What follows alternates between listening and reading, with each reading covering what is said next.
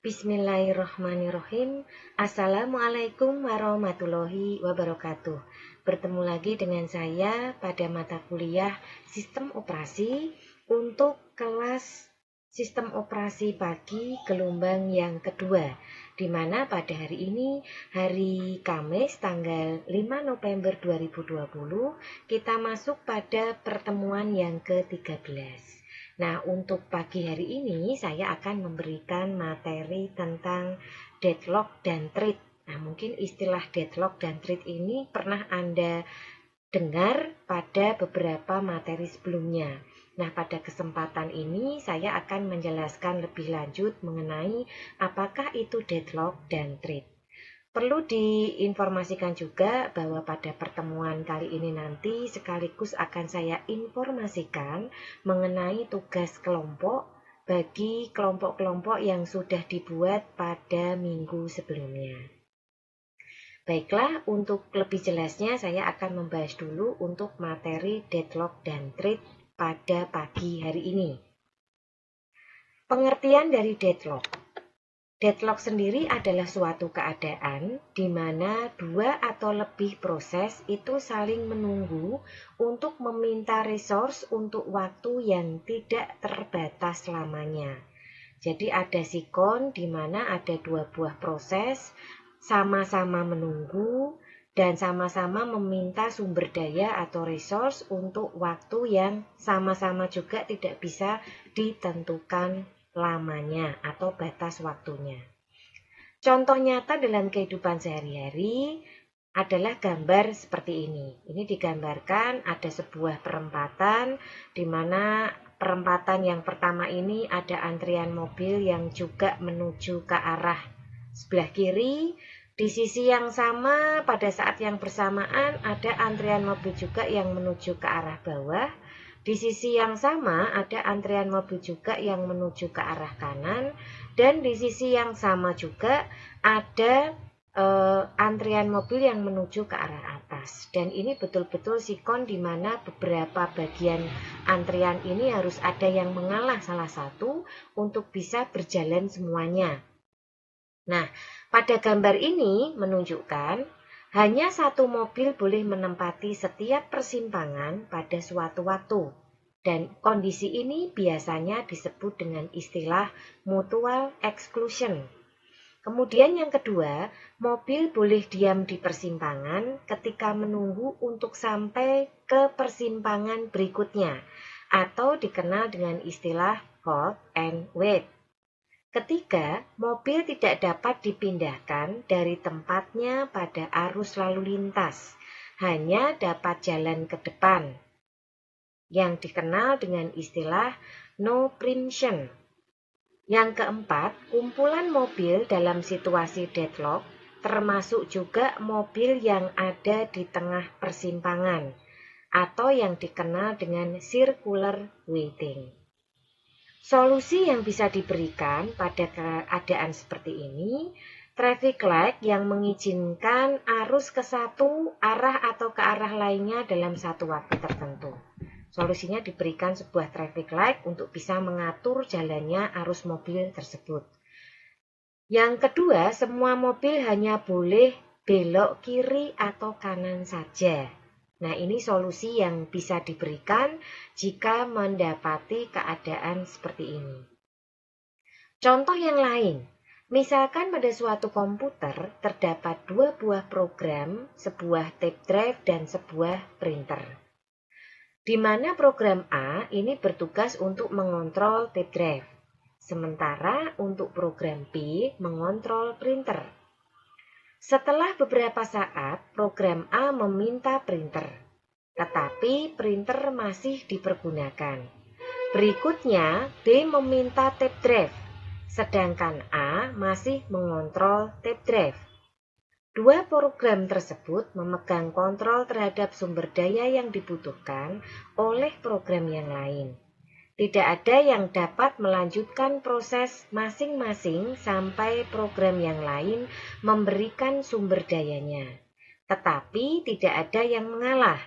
Kondisi inilah yang disebut deadlock atau pada beberapa buku disebut deadly embrace. Penyebab dari deadlock.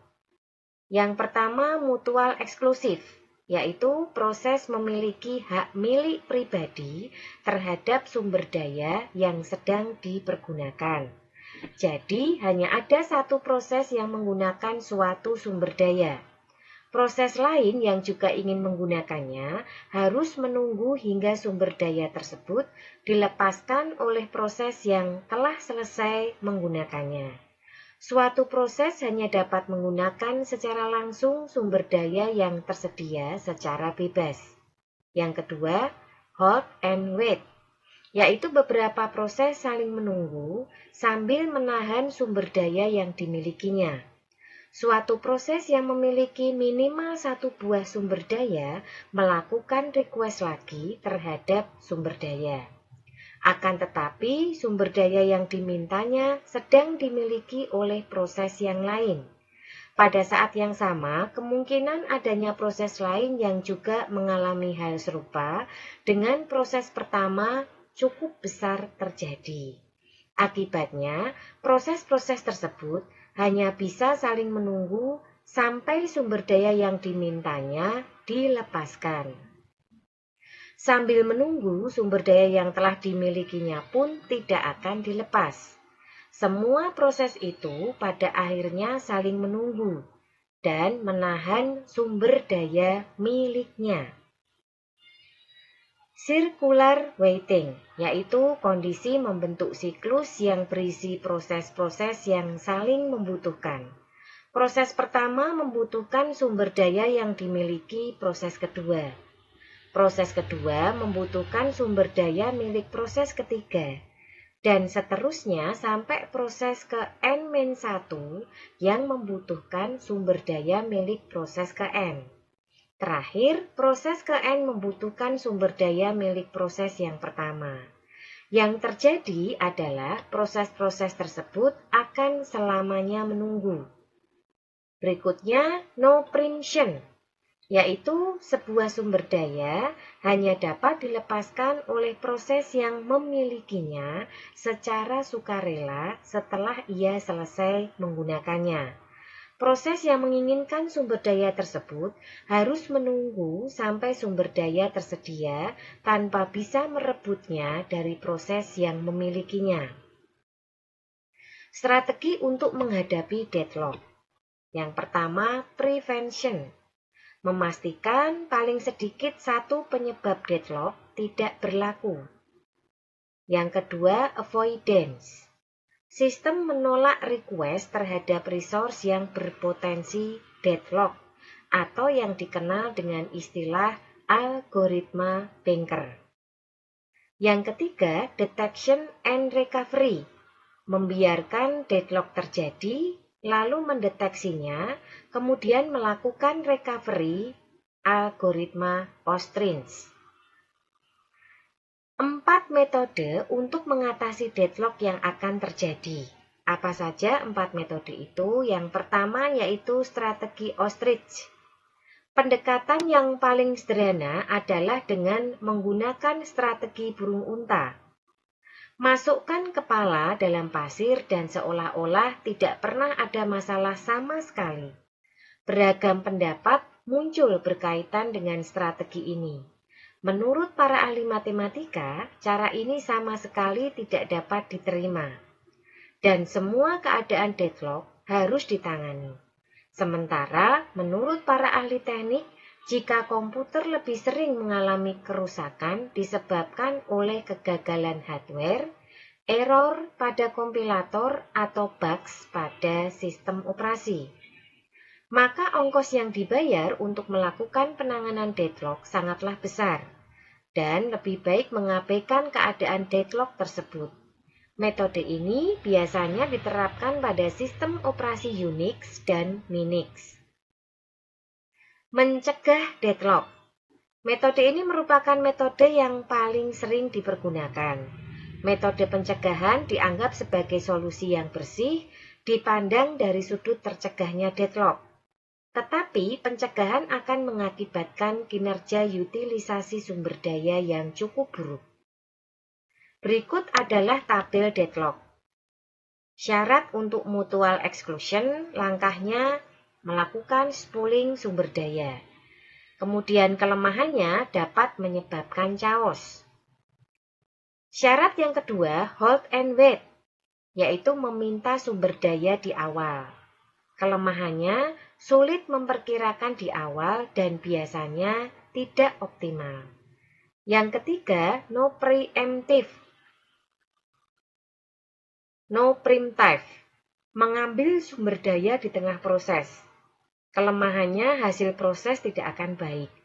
Dan yang terakhir, circular wait, penomoran permintaan sumber daya. Kelemahannya tidak ada penomoran yang memuaskan semua pihak. Berikutnya adalah menghindari deadlock. Pendekatan metode ini adalah dengan hanya memberikan kesempatan kepada permintaan sumber daya yang tidak mungkin akan menyebabkan deadlock. Metode ini memeriksa dampak pemberian akses pada suatu proses. Jika pemberian akses tidak mungkin menuju kepada deadlock, maka sumber daya akan diberikan pada proses yang meminta. Jika tidak aman, proses yang meminta akan disuspend sampai suatu waktu permintaannya aman untuk diberikan. Kondisi ini terjadi ketika setelah sumber daya yang sebelumnya dipegang oleh proses lain telah dilepaskan. Berikutnya mendeteksi deadlock dan memulihkan deadlock. Metode ini menggunakan pendekatan dengan teknik untuk menentukan apakah deadlock sedang terjadi serta proses-proses dan sumber daya yang terlibat dalam deadlock tersebut. Setelah kondisi deadlock dapat dideteksi, maka langkah pemulihan dari kondisi deadlock dapat segera dilakukan. Langkah pemulihan tersebut adalah dengan memperoleh sumber daya yang diperlukan oleh proses-proses yang membutuhkannya. Beberapa cara digunakan untuk mendapatkan sumber daya yang diperlukan, yaitu dengan terminasi proses dan preemption atau mundur suatu proses. Metode ini banyak digunakan pada komputer mainframe yang berukuran besar. Berikutnya adalah cara-cara yang ditempuh untuk memulihkan sistem dari deadlock. Cara-cara tersebut adalah sebagai berikut. 1. Terminasi proses. Pemulihan sistem dapat dilakukan dengan cara melakukan terminasi terhadap semua proses yang terlibat di dalam deadlock. Dapat pula dilakukan terminasi terhadap proses yang terlibat dalam deadlock secara satu persatu sampai lingkaran setan atau circular wait hilang. Seperti diketahui bahwa circular wait adalah salah satu karakteristik terjadinya deadlock dan merupakan kesatuan dengan 3 karakteristik yang lain. Untuk itu, dengan menghilangkan kondisi circular wait dapat memulihkan sistem dari deadlock. Yang kedua, rollback and restart. Dalam memulihkan keadaan sistem yang deadlock, dapat dilakukan dengan cara sistem melakukan preempt terhadap sebuah proses dan kembali ke state yang aman. Pada keadaan safe state tersebut, proses masih berjalan dengan normal, sehingga sistem dapat memulai proses dari posisi aman tersebut. Untuk menentukan pada saat apa proses akan rollback, tentunya ada faktor yang menentukan. Diusahakan untuk meminimalisasi kerugian yang timbul akibat memilih suatu proses menjadi korban. Harus pula dihindari keadaan di mana proses yang sama selalu menjadi korban, sehingga proses tersebut tidak akan pernah sukses untuk menjalankan proses eksekusi. Contoh deadlock pada Windows. Pada Windows NT, untuk mendeteksi deadlock yaitu berupa BSOD atau disebut Blue Screen of Death. Dikatakan blue screen sebab memang pada semua Windows, saat terjadi deadlock, layar langsung berubah berwarna biru. Cara mengatasinya adalah melalui reboot atau restart sederhana pada komputer. Nah, berikut adalah pemahaman dari thread. Kalau tadi kita sudah membahas tentang deadlock ya. Selanjutnya kita membahas tentang thread. Apakah thread itu? Thread adalah unit terkecil dalam suatu proses yang bisa dijadwalkan oleh sistem operasi. Merupakan sebuah status eksekusi, yaitu ready, running, suspend, block, queue, dan lain-lain. Kadang disebut sebagai proses ringan atau lightweight. Unit dasar dari sistem utilisasi pada prosesor atau CPU. Dalam thread terdapat ID thread, program counter, register, dan stack. Sebuah thread berbagi kode section, data section, dan resource sistem operasi dengan thread yang lain yang memiliki proses yang sama. Threading adalah sebuah lightweight proses atau proses sederhana yang mempunyai thread tunggal yang berfungsi sebagai pengendali atau controller. Multithreading adalah proses dengan thread yang banyak dan mengerjakan lebih dari satu tugas dalam satu waktu. Berikut adalah gambarnya. Untuk single thread proses itu digambarkan ada bagan code, data, files, register, dan stack. Kemudian ini adalah thread-nya. Sedangkan pada multi-thread proses digambarkan ada kode, data, files, kemudian bagian tengah ini adalah register semua, bagian terakhir adalah stack semua. Dan masing-masing thread itu memiliki subkolom sendiri. Untuk thread yang pertama itu meliputi code, register, stack. Thread yang kedua ada data, register, stack. Untuk thread yang ketiga ada files, register, dan stack. Keuntungan multithreading. Yang pertama responsif atau tanggap. Multithreading mengizinkan program untuk berjalan terus walaupun pada bagian program tersebut diblok atau sedang dalam keadaan menjalankan operasi yang lama atau panjang. Sebagai contoh, multithread web browser dapat mengizinkan pengguna berinteraksi dengan suatu thread ketika suatu gambar sedang di-load oleh thread yang lain. Pembagian sumber daya. Secara default, thread membagi memori dan sumber daya dari proses. Ketika thread berjalan pada data yang sama, thread tersebut bisa berbagi caca memori. Ekonomis. Mengalokasikan memori dan sumber daya untuk membuat proses adalah sangat mahal. Alternatifnya, karena thread membagi sumber daya dari proses, ini lebih ekonomis untuk membuat threads. 4. Pemberdayaan arsitektur multiprosesor. Keuntungan dari multithreading dapat ditingkatkan dengan arsitektur multiprosesor, di mana setiap thread dapat berjalan secara paralel pada prosesor yang berbeda. Pada arsitektur prosesor tunggal, CPU biasanya berpindah-pindah antara setiap thread dengan cepat, sehingga terdapat ilusi paralelisme. Tetapi pada kenyataannya hanya satu thread yang berjalan di setiap waktu.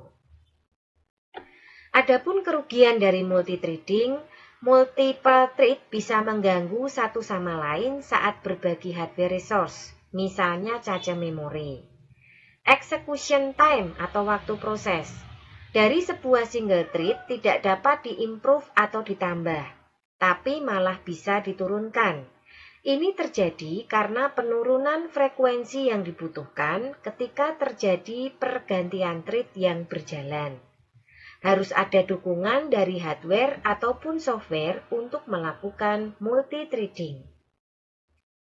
Berikutnya adalah model-model threading.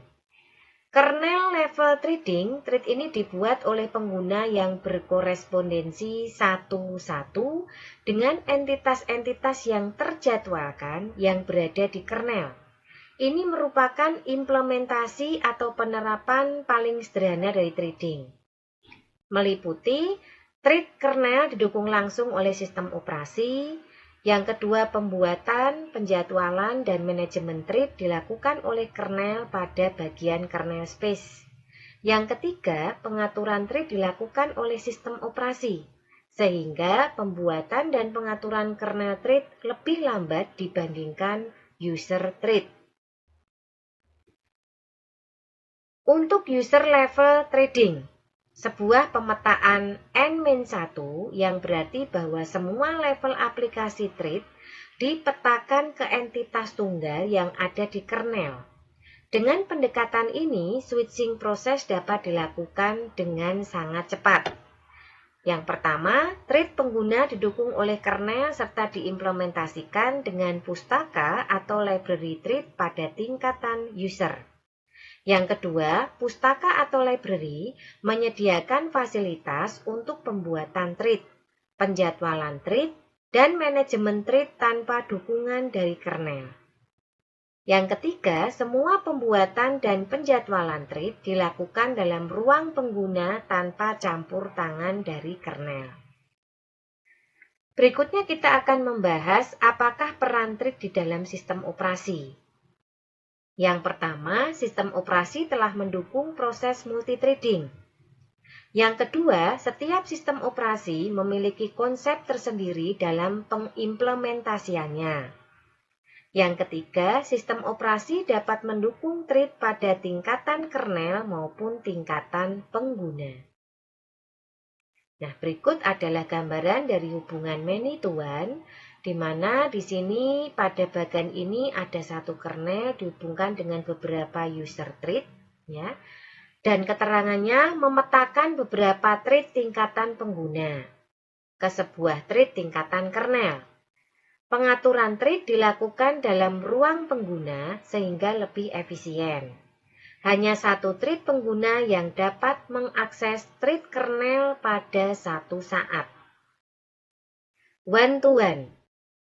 Untuk one-to-one diperhatikan ini adalah kernel thread-nya, ini adalah user thread-nya. Nah, keterangan di sini memetakan setiap thread tingkatan pengguna ke thread kernel. Model ini menyediakan lebih banyak concurrency dibandingkan model many-to-one. Berikutnya many-to-many. Ini adalah user thread, ada beberapa, kemudian di bagian bawah ini adalah kernel thread.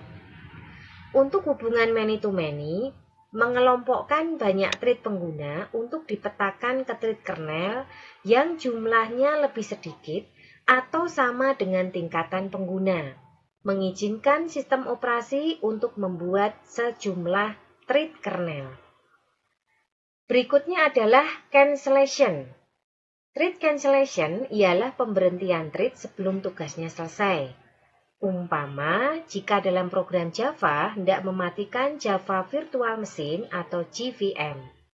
Sebelum JVM dimatikan, maka seluruh thread yang berjalan harus dihentikan terlebih dahulu. Thread yang akan diberhentikan biasa disebut target thread. Pemberhentian target thread dapat terjadi melalui dua cara yang berbeda. Asynchronous cancellation, suatu thread seketika itu juga memberhentikan target thread. Berikutnya deferred cancellation. Target thread secara periodik memeriksa apakah dia harus berhenti. Cara ini memperbolehkan target thread untuk memberhentikan dirinya sendiri secara terurut. Alternatifnya adalah dengan menggunakan deferred cancellation. Cara kerja dari deferred cancellation adalah dengan menggunakan satu thread yang berfungsi sebagai pengindikasi bahwa target thread hendak diberhentikan. Tetapi pemberhentian hanya akan terjadi jika target thread memeriksa apakah ia harus berhenti atau tidak. Hal ini memperbolehkan thread untuk memeriksa apakah ia harus berhenti pada waktu di mana ia dapat diberhentikan secara aman. Pthread merujuk tersebut sebagai cancellation points. Berikutnya adalah thread pools. Pada web server yang multithreading ada dua masalah yang biasanya akan timbul. Ukuran waktu yang diperlukan untuk menciptakan thread untuk melayani permintaan yang diajukan, terlebih pada kenyataannya thread dibuang ketika sudah menyelesaikan tugasnya. Pembuatan treat yang tidak terbatas jumlahnya dapat menurunkan performa dari sistem. Solusinya adalah dengan menggunakan treat pools. Cara kerjanya adalah dengan membuat beberapa treat pada proses startup dan menempatkan mereka ke pools, di mana mereka duduk diam dan menunggu untuk bekerja. Jadi ketika server menerima permintaan, maka ia akan membangunkan treat dari pool, dan jika treat tersedia, maka permintaan tersebut akan dilayani.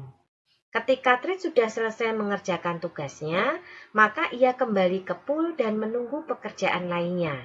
Bila tidak, treat yang tersedia pada saat dibutuhkan, maka server menunggu sampai ada satu treat yang bebas. Keuntungan dari treat pool. Biasanya lebih cepat untuk melayani permintaan dengan treat yang ada dibanding dengan menunggu treat baru yang dibuat. Treat pool membatasi jumlah treat yang ada pada suatu waktu.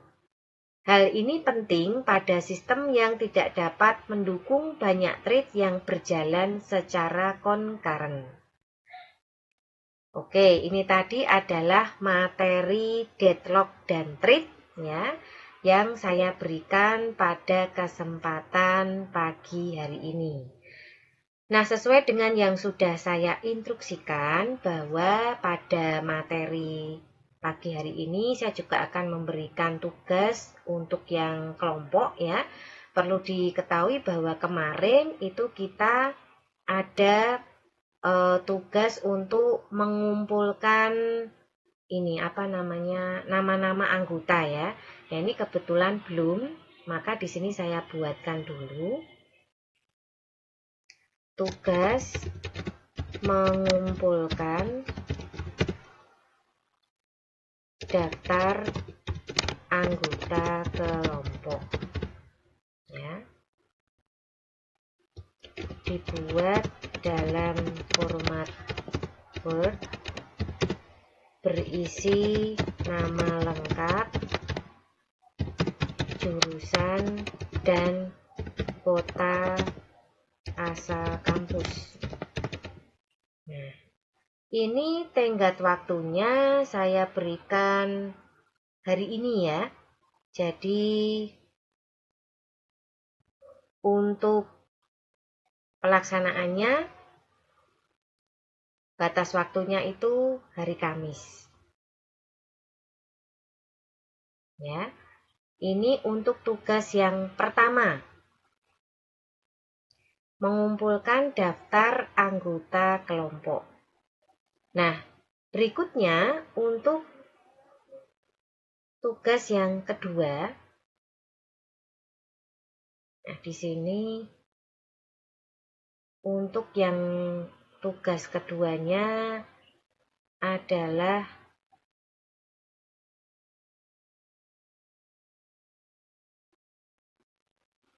coba saya lihat dulu. Ini sistem operasi pagi gelombang yang kedua.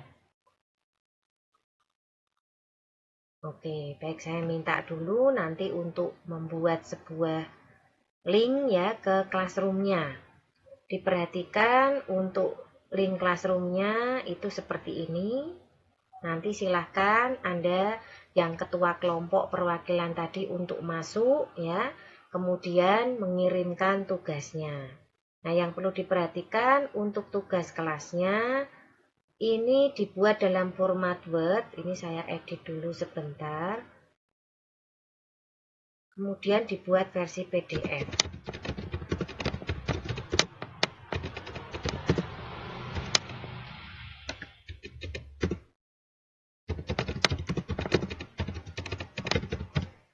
Oke, jadi ini sudah diperbaiki. Nah, kemudian untuk tugas kelompok ini sudah ada draftnya. Jadi ini adalah draft tugas mata kuliah untuk sistem operasi. Nanti setelah Anda membuat kelompok dan ditentukan kelompok 1, 2, 3 dan seterusnya, tiap-tiap kelompok bisa memilih pembuatan makalah sesuai dengan tema yang ada di sini.